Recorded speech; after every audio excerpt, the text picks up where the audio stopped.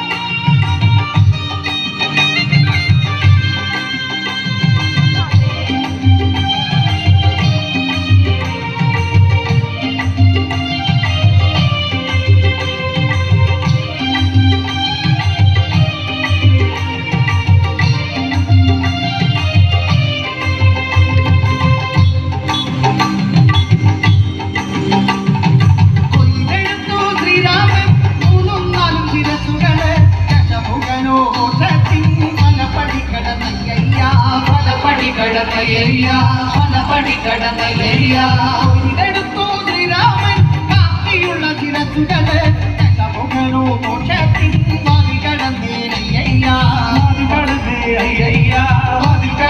അയ്യയ്യ വാനര പടകളിലെന്നോ രാമജപത്തിൻ അലയൊലിയല്ലോ ലോകരെല്ലാം പാടി തുടിക്കുന്നു രാമ രാമ ജയ ശ്രീരാമ രാമ വാനര പടകളിലെന്നോ രാമജപത്തിൻ അലയൊലിയല്ലോ ലോകരെല്ലാം പാടി തുടിക്കുന്നു രാമ രാമ ജയ ശ്രീരാമ രാമ കാത്തരുളൂ ശ്രീരാമ പരമരുളൂ ശ്രീരാമ പ്രാർത്ഥന കേൾക്കാതിരിയോ വൈകരുതേ കാത്തരുളൂ ശ്രീരാമ പരമരുളൂ ശ്രീരാമ പ്രാർത്ഥന കേൾക്കാതിരിയോ വൈകരുതേ